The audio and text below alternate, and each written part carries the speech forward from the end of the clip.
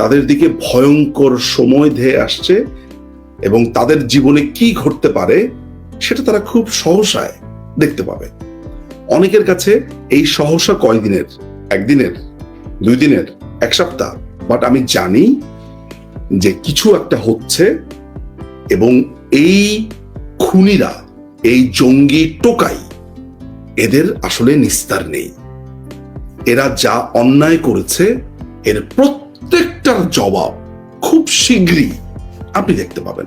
আমাদের মনের কোনো একটা গহীনে আমাদের একটা হিসাব থাকে যে এই জিনিসটা হয়েছে তাই এটা হতে পারে, এগুলো তো লজিক, সবই বিজ্ঞান, এগুলো আসলে একটা পিওর সায়েন্স এই লজিকটা।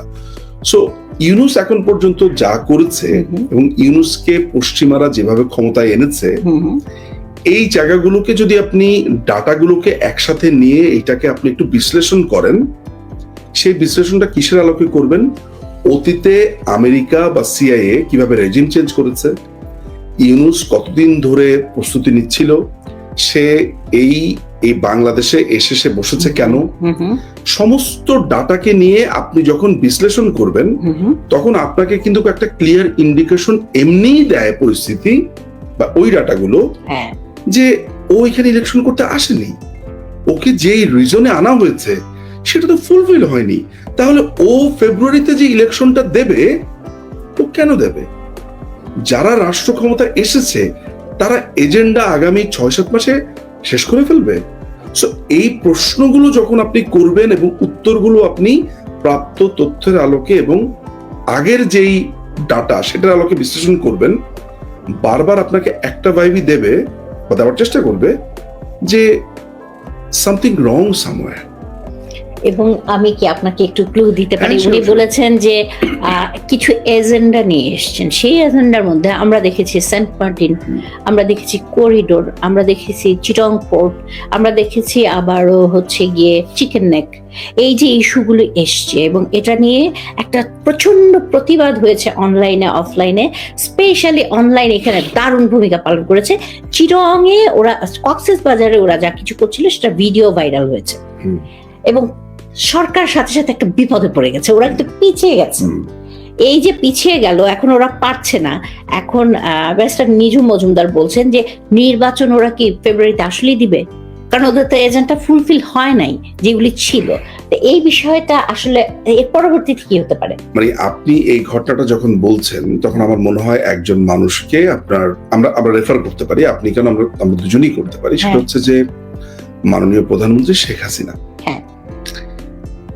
তিনি যদি হুইসেল ব্লো না করতেন, 2022 থেকেই তিনি কিন্তু বলে আসছেন সংসদে দাঁড়িয়ে যে ওরা আমাকে উৎখাত করতে চায়, আমেরিকা আমার কাছে সেন্ট মার্টিন চেয়েছে, আমেরিকা আমার কাছে আমার ভূমি চেয়েছে, ওরা একটা ইহুদি রাষ্ট্র বানাতে চায়, ওরা একটা খ্রিস্টান রাষ্ট্র বানাতে চায়, মিজোরামের একটা অংশ, চিটংয়ের একটা অংশকে নিয়ে তারা একটা আলাদা রাষ্ট্র বানাতে চায়, ওরা আমাকে প্রচন্ড চাপ দিচ্ছে, ওরা আমাকে উৎখাত করতে চায়।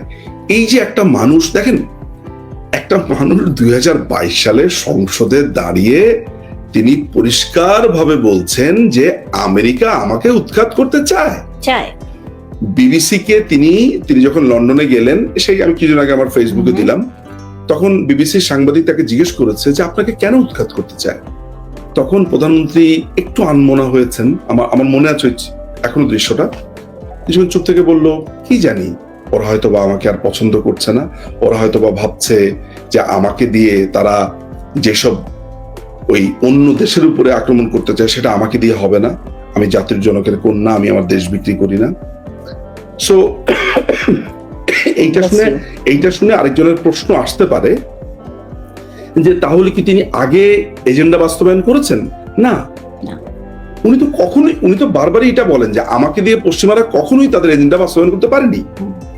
তো একটা মানুষ আপনার পরিষ্কার ভাবে বছরের, আচ্ছা বাংলাদেশে এখনো পর্যন্ত আপনি কোন রাষ্ট্রপ্রধানকে চেনেন বঙ্গবন্ধুর পর যে জাতীয় সংসদে দাঁড়িয়ে বলেছে যে আমেরিকা আমাকে উৎখাত করতে চায়? একমাত্র শেখ হাসিনা, আর কেউ বলে। তাহলে শেখ হাসিনা যদি আজকে এই কথা না বলতো, ধরেন মানবিক করিডোর, আপনি বুঝতেন যে আপনি হয়তো বা বুঝতেন, আমি বুঝতাম না।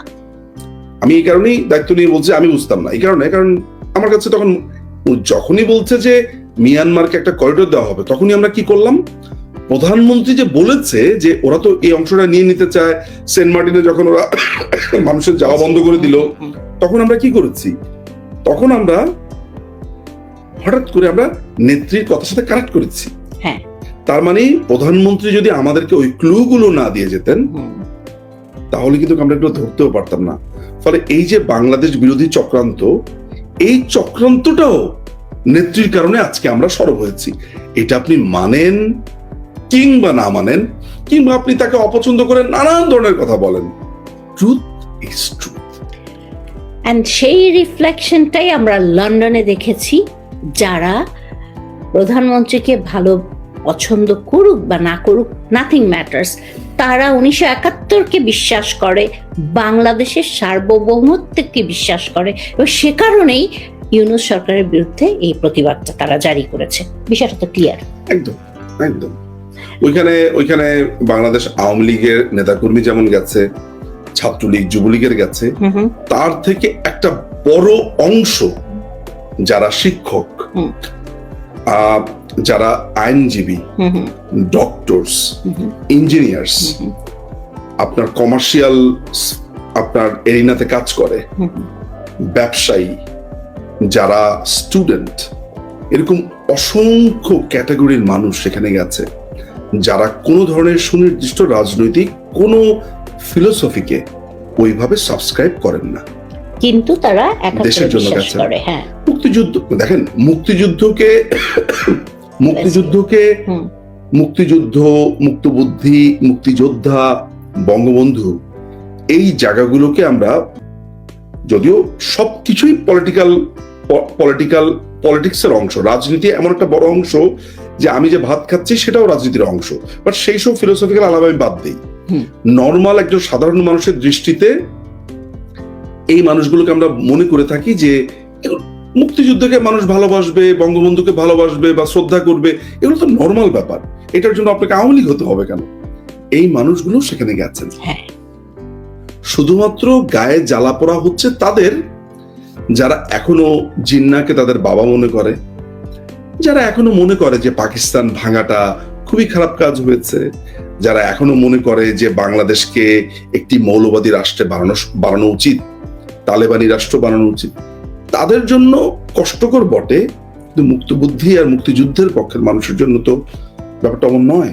তারা গেছেন সেখানে। এটা লন্ডন হচ্ছে আমাদেরকে, লন্ডনের আগে সুইজারল্যান্ডে হয়েছিল। আমি এটা সব অনুষ্ঠানে বলি, আমি বলবো সব সময় যে বাংলাদেশ আওয়ামী লীগের সভাপতি জমাদার নজরুল ইসলাম, তার নেতৃত্বে কিন্তু সুইজারল্যান্ডে প্রথম একটা প্রতিবাদ হয়, এবং সেটা আমরা যাকে নজরুল বিভিন্ন নাম দিয়ে বলি, হ্যাঁ, উনার বিরুদ্ধে, এবং তারপরে লন্ডনে ব্যাপকভাবে হয়েছে। লন্ডন প্রমাণ করে দিয়েছে নির্দিষ্ট কোনো দল না, ইউনূস সারা বাংলাদেশের শত্রু। আমার শেষ প্রশ্ন, আমরা একদম অনুষ্ঠানের শেষ পর্যায়ে চলে এসেছি, শেষ প্রশ্ন ব্যারিস্টার নিঝুম মজুমদারের কাছে, যে এই যে আমাদের এখন ঐক্যবদ্ধ হতে হবে, ঐক্যবদ্ধ হয়ে মানুষকে সচেতন করতে হবে, সেক্ষেত্রে আমি ছোট্ট করে বলতে চাই, তৃণমূলের মানুষ কিন্তু আপনার আমার থেকে অনেক বেশি সচেতন। একজন রিকশাওয়ালার কাছে যান, সে বলবে এত কিছু বুঝি না, আগেই ভালো ছিলাম। পরিষ্কার কথা, তার এত অঙ্ক করা লাগে না, অঙ্ক আমাদের করতে হয়, কারণ আমরা অনেক বেশি সুশীল। এই যে আমাদের সুশীলতার জায়গা থেকে বের হয়ে এসে আমরা যখন সাধারণ মানুষের কাতারে এসে দাঁড়াতে পারবো, আমার মনে হয় সেদিন আমাদের কেউ থামাতে পারবে না। তো আমি আপনার কাছে ছোট করে জানতে চাই যে আপনার কি মনে হয়, এই যে একটা সংকটের মধ্যে দিয়ে দেশ যাচ্ছে, সেখানে 1971-এর সবাই দল মত নির্বিশেষে কিভাবে ঐক্যবদ্ধ হতে পারি? সামটাইমস সংকট খুবই ভালো ব্যাপার, সংকট। তারপরে হচ্ছে এটা, আমি আমার একটা স্মৃতি রোমন্থন করতে পারি প্রধানমন্ত্রীর সাথে একটা ছোট আলাপের।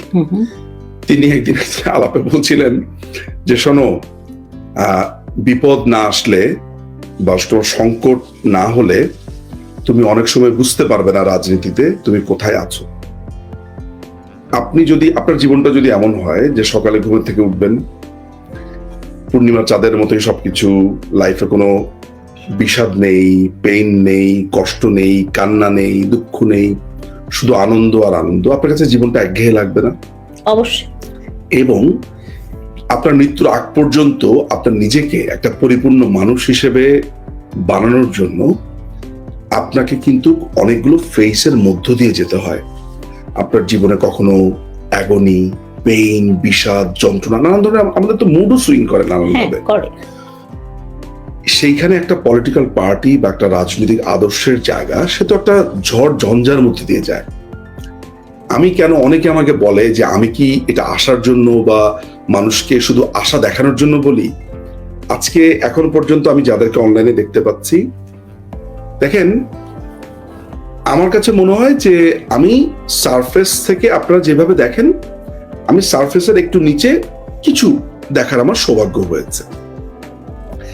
আমি এই পরিস্থিতি দেখে মাঝে মধ্যে খুবই মজা পেতে থাকি, উপভোগ করতে থাকি। উপভোগ আবার ভাববেন না যে আপনাকে মারছে, আমি মনে হয় তাড়িয়ে তাড়িয়ে উপভোগ করছি। আমি সেই উপভোগের কথা বলছি না। আমি উপভোগের কথা বলছি যে মানুষগুলো আপনাকে কষ্ট দিচ্ছে, এই পেইন দিচ্ছে, তারা যে ভাবছে যে তারাই এখন সব, ওইটা দেখে মজা পাই যে তারা জানে না যে তাদের দিকে কি ধেয়ে আসছে। এই যে আমি কথাটা বললাম, আজকে লিখে রাখেন, নিঝুম মজুমদার, আজকে কয় তারিখ? 19 তারিখ, 19শে জুন। তিনি বলেছেন যে যারা আজকে এই রাষ্ট্রকে দখল করেছে তাদের দিকে ভয়ঙ্কর কিছু ধেয়ে আসছে। আমি আপনাকে এতটুকু বলে দিলাম যে তারা অনেক কিছুকে এত বেশি কষ্ট দিয়েছে যে অনেক কিছুই ওই আপনার ধূমকেতু যেরকম ধেয়ে আসতে থাকে, তাদের দিকে ভয়ঙ্কর সময় ধেয়ে আসছে। এই কারণে আমি কিছু কিছু জায়গাতে খুবই রিল্যাক্সড যে তারা আসল ঘটনা এবং তাদের জীবনে কি ঘটতে পারে সেটা তারা খুব সহসায় দেখতে পাবে। অনেকের কাছে এই সহসা কয়দিনের, একদিনের, 2 দিনের, 1 সপ্তাহ, সেই টাইমলাইনটা যদি আমি জানতাম যেটা 4 দিন পরে হবে, বাট আমি জানি যে কিছু একটা হচ্ছে এবং এই খুনিরা, এই জঙ্গি টোকাই, এদের আসলে নিস্তার নেই। এরা যা অন্যায় করেছে এর প্রত্যেকটার জবাব খুব শীঘ্রই আপনি দেখতে পাবেন এবং আপনি তখন আমাকে মনে করবেন যে এই কথাটা আমি গত কয়েক মাস ধরে টানা বলে এসেছি। খুব শীঘ্রই আমার ধারণা এই সময়টা আমরা উত্তরিত হয়ে আমরা সামনে আগাবো। আরেকটা ব্যাপার মনে আপনি আলাপ করেছিলেন, এটা আমার নিজে থেকেই বলি, সেটা হচ্ছে যে ঐক্যবদ্ধের কথা বলেছিলেন, যেটা আমি আমার প্রোগ্রামে বলেছি। দেখেন, আপনি ধরেন এই প্রোগ্রামটা আমার সাথে করছেন, ঠিক আছে? আমি 100% শিওর যে আপনাকে হয়তো অনেকে ব্যক্তিগতভাবে বলবেন যে আপনি নিঝুম মজুমদার সাথে প্রোগ্রাম করলেন, নিঝুম মজুমদার তো এমন, এটা বলেছেন। না, আমি আপনাকে বলছি, আমাকে অনেক মানুষ ব্যক্তিগতভাবে বলবে আপনি ওনার সাথে প্রোগ্রাম করেছেন, উনি তো এইটা, উনি তো এইটা। যেই মানুষগুলো এই কথাগুলো বলছেন তারা যে খারাপ তাও না। আমি না এই ভাবনার যে প্যাটার্ন গুলো, আমাদের বারবারই বলছি যে প্রগতিশীলদের মধ্যে এই ভাবনার না বিভিন্ন রকমের স্তর আছে। ধরা যাক যে আমি যে পড়াশোনার ধারাটাতে গেছি, আমার জীবন দর্শন একরকম, আপনার একরকম, ভাবনার জায়গাটা একরকম। এইটার ফলশ্রুতিতে হয় কি যে যখনই এই ঐক্যবদ্ধতাহীনতার আলোচনাগুলো আসে, প্রত্যেকটা মানুষ তার ওই চিন্তা বা বুঝের জায়গা থেকে বলে। এতে না মন খারাপ করার কিছু নাই। আপনি কয়েকটা ছোট ছোট পয়েন্টকে একটু দাগাবেন। আচ্ছা, আমি কি একটা মুক্তিযুদ্ধের মুক্ত বুদ্ধি বঙ্গবন্ধু, আমি কি একটা সুস্থ স্বাভাবিক বাংলার জন্য লড়াই করছি? Yes, then you are fine. আচ্ছা, আমি কি চাই সামান্য একটা ছোট্ট আওয়াজকেও আমি আমার যুদ্ধে সামিল করব? ইয়েস।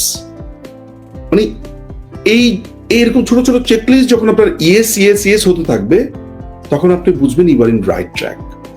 সবাই যে আমাকে পছন্দ করবে তা তো নয়, না, দরকার নেই তো। আপনি পৃথিবীর অসংখ্য মনীষী এসে গেছেন, অসংখ্য পলিটিশিয়ান এসে গেছেন, প্রত্যেকটা মানুষ কি 100% ভালোবাসা পেয়েছেন? আপনি কি এই পৃথিবীর সবার কাছে খুবই ভালো? না। সো আপনাকে না এই রিয়েলিটি গুলো মানতে হবে এবং দিস ইজ হাউ আপনি সামনে যাবেন।